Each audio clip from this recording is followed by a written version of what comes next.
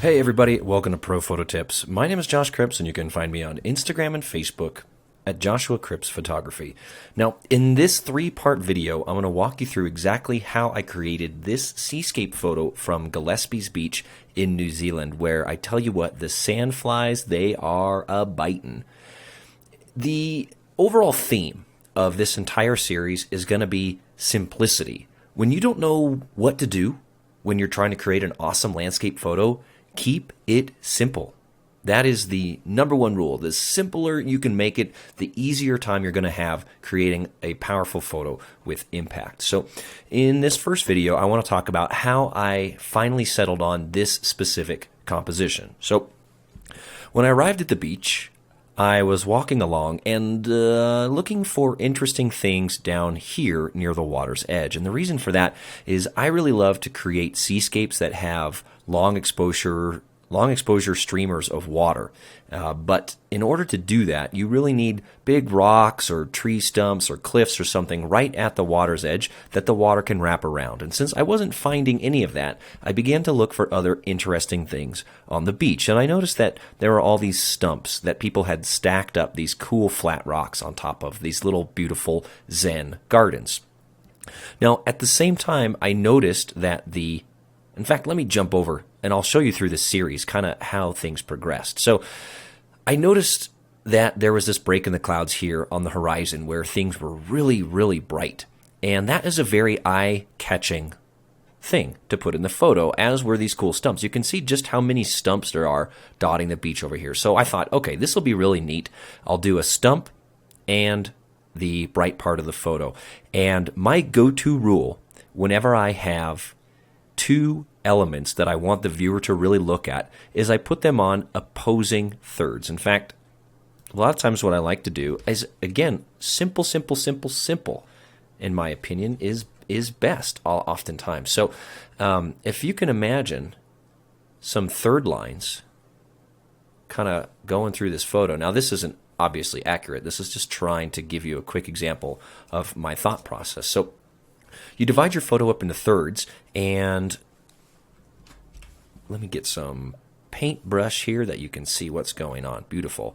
And you put whatever's important to your scene on those intersections of those third lines. What that does is it creates this visual tension that goes across the frame like this, and it keeps your viewer's eye bouncing back and forth and filling the frame. So this is a really simple idea in composition, and it's one that I use a lot when I have two dominant subjects like I do here. So that's the kind of composition that I was going to be looking for as I walked up and down the beach. So you can see, first of all, let me delete that. I do have that idea going on in this photo, but I kind of have a thing distracting from that idea, right? I have some more dominant stuff happening up here that's kind of pulling your eye away from those two things. And so instead of using a composition like this, I thought, well, what if I reverse position of the stump and the sun? So I moved around to the other side, and now you can see I have one dominant thing here, one dominant thing there, and the flow going like this. And I removed, except for that little nubbin out there, that distracting element of the upper coastline up there in those forests. So this is, again, it's a super simple idea with composition, and that simplicity really, really works well. Now, it's also important to notice that I used a very wide-angle lens. In fact, I was using a 14mm lens on this shot. And the reason for that is I really wanted to give you the sense of being there.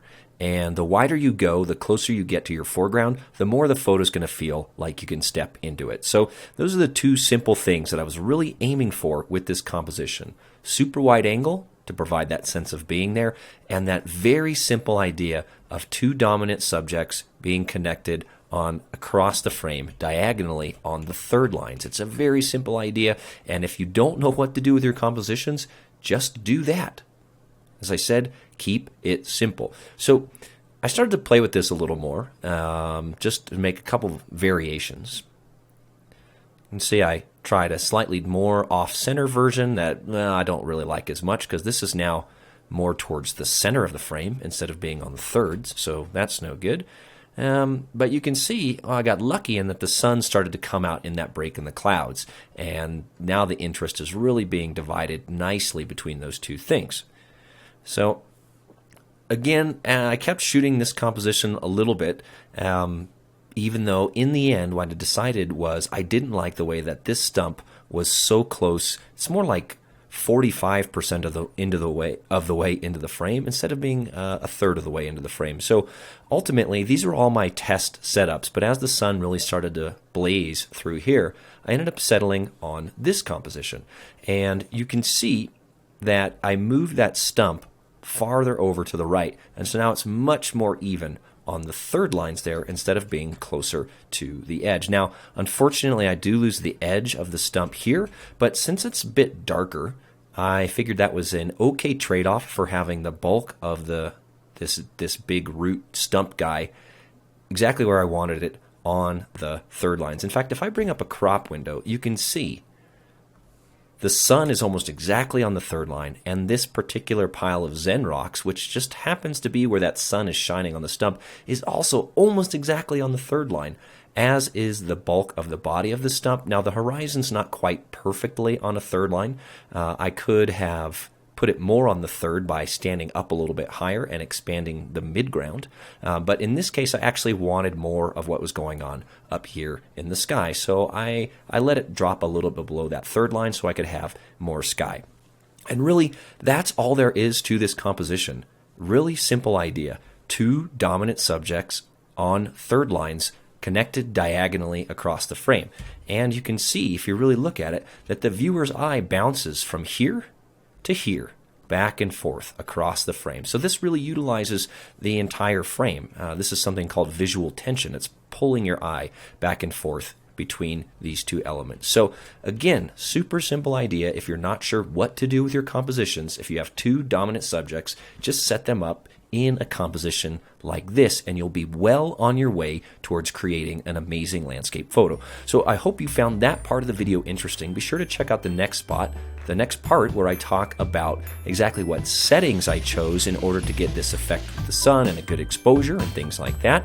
And then in the final part, I'll walk you through all of my post-processing to create this final image. So stay tuned. Be sure to check out our newsletter for tons of free photo tips and techniques. And if you'd like to see more in-depth photography and processing tutorials like this, you can enroll at the Nature Photography Academy. Until next time, have fun and happy shooting.